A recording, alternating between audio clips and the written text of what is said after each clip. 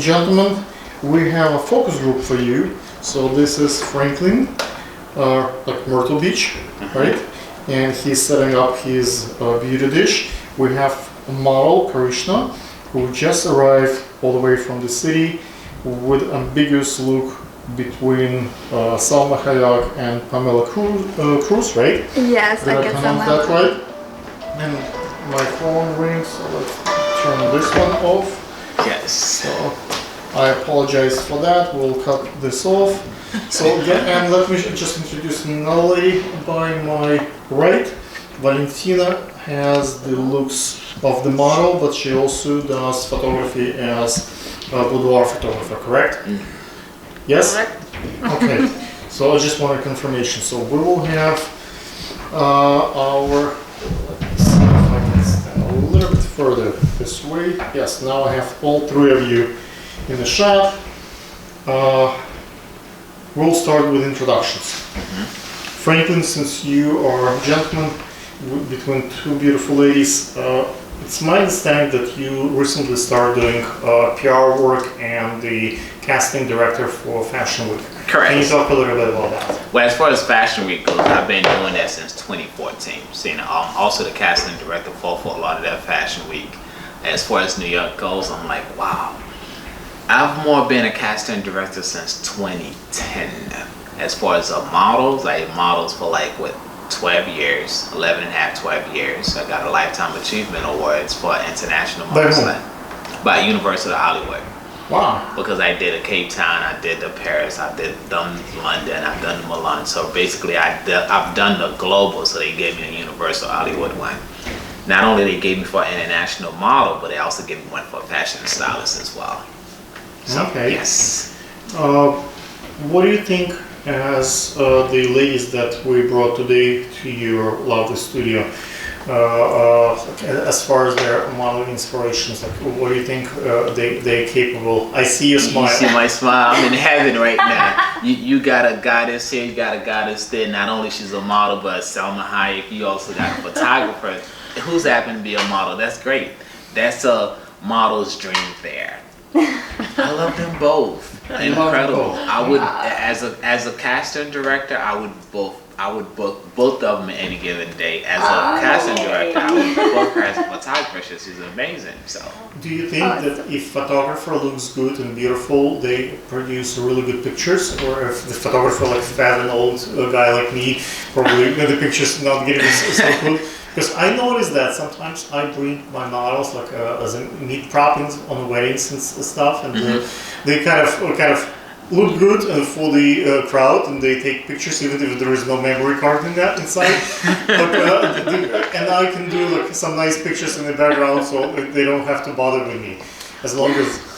To answer that question, I said yes and no. If she really dedicated to her craft, she's gonna do great work. But if she's just using her looks, you're not going to get any pictures at all. I'm speaking from experience. At the end of the day, they want good quality pictures. Correct. No one knows what you look like behind the camera. As long as the pictures get millions of views, I agree. that works. I agree. Because So most of the times I'll see photographers, they look like, wait, he doesn't belong to here.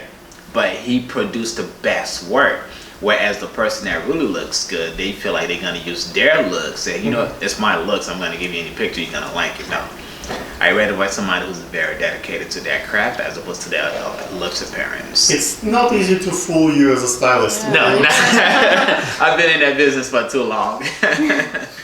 Yes. Karishma, since you are the latest arrivals for today's production, can you talk a little bit about your past in the last 2 months as a model conquering New York scene?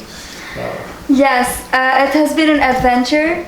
I started off with deciding, okay, I'm gonna model and act. So I started applying I took a subscription on different websites. Which one works for you best? The Casting Network? The Actors Access. Actors. And New York Castings. What about Backstage? Backstage I took it recently, and it was so surprising. It's good? Yes, it's good. They are posting tons of jobs every day. So I was like, wow. So it really backstage is Backstage. my favorite actually. Your favorite? That's our favorite as well Okay, too. yes. Yes. So I A was lot like of work. talking to people, asking, doing research, what should I do, where should I go, and like trying to meet the I right like central people. casting more, but for central casting there is a lot more hoops to jump. I haven't tried central casting yet, but Backstage is a little more lenient than central casting. I was I see. like, wow. So yeah, I'm happy with that. So I'm applying for jobs. I'm getting good response back. I have some acting projects coming about up. your new film that you're about to do in the December? Yes, lead I role. have a few If you lead roles. You love it. coming up. I have one. This producer, he contacted me for this is going to be in next year spring. So we're waiting for the winter time to like pass. It is a movie about the mafia, and I'm going to be the daughter of the mafia. So Scary. so that's interesting. How was the casting process? How did you land this interview? I think they found me on Model Mayhem. Model Mayhem. And then they contacted me. They called me. I was like, "Oh wow, this is awesome." But did they loved my do look. like a Zoom interview with you, or you just came to meet them face to face? So what was we the didn't. process? We didn't meet face to face yet. We called, but we talked like for more than an hour or 2 hours on the phone, explaining everything. And then when the date will go like come closer, we will definitely meet and continue the process. What about the one in representation as a model? Like, what kind of steps did you take recently to find yourself like an agency as a model? Well, so there is like a twist in the story there. I have a lot of like some agencies reaching out to me who want to sign me some exclusive, some non-exclusive. Elite Model Management was the first one in April who sent a contract to me. Yes. However, I'm not signed with any agency yet. Yes, I'm working on some paperwork. So yes. So that's it. But I mean, I'm getting. So I'm doing it like on my own, applying for jobs. How I'm do you getting pick your interesting photographers? projects. Oh, I do research. I become a detective. Oh, really? Like, let's say Yes. you have a guy photographer like me, and you have Valentina, female photographer. There is much less chance that a girl will rape you or do something inappropriate with you as a photographer. What do you look in photographers? Like, how the photographers can make themselves more like legit, like in the eyes of the model? So is the way. No, please. Proceed. Is the way how they approach the model with what for information, and also it's also always good if they put a link of their website, their Instagram, any social media where you can actually go back and look at their work. And it's also like a very big plus when you can find references on that to check. Any rebuttal from Valentina by any chance? I'm sorry, let me. I have this question specifically on that side, and then I'll go back to Franklin. Yeah, I mean, like you're right. This is the way how you approach the model. Like, do you behave professionally?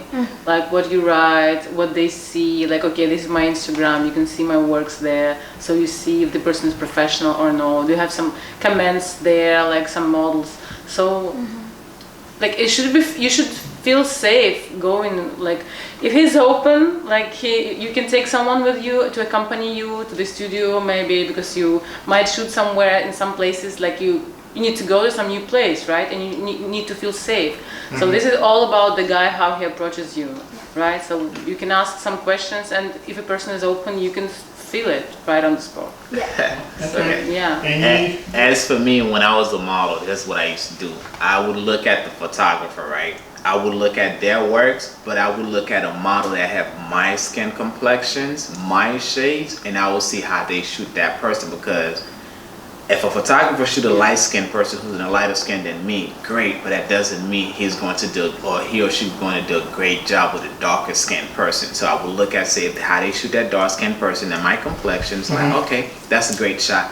then I'll be willing to shoot with them. But I will also ask around. I'll do as much research as possible. For me, I have a challenge with that. Like, for example, my best work I never show for a number of reasons.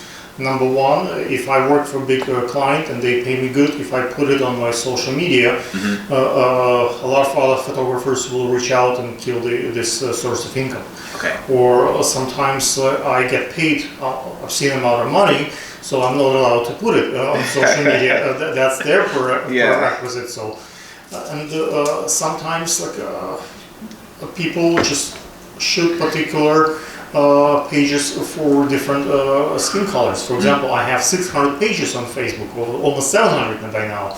So if I have for Trinidad models or Grenada models or African models a separate totally page. So if you go to my Russian model page, you would not see that many dark skin folks.